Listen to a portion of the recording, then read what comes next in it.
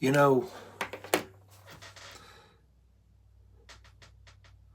as the Revelations in chapter 12, you know, it when it when it shows the woman giving birth to the man child and being caught up to the throne of God, which was Jesus being resurrected from the dead and then seated at the right hand of God.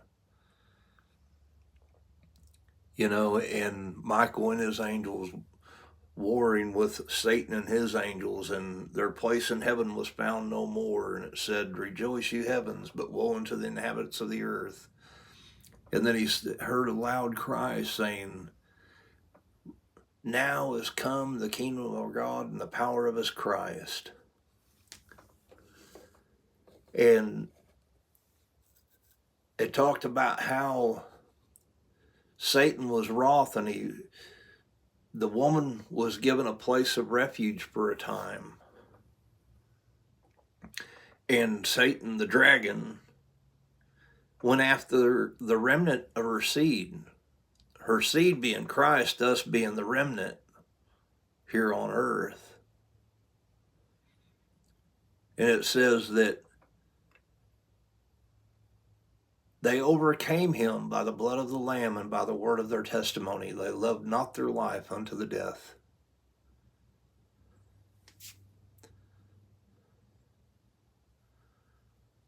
By the blood of the Lamb and by the word of their testimony. This is how they overcame.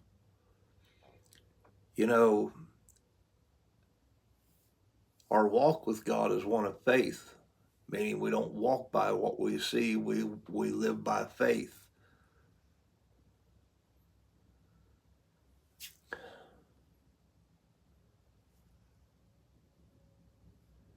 I mean, and sometimes it means that God is leading us in contrary to the way things appear, you know. And just because God sends you somewhere doesn't mean that everything's going to be hunky-dory, you know, because all the testimony given of Paul when God sent him somewhere, sometimes Satan withstood him. You know, and this is what we need prayer for. We don't need prayer to overcome sin. Jesus already gave us that victory. We walk in that faith that this body of sins is dead. We put on the new man, or we clothe ourselves with Jesus. Being led by the Spirit of God.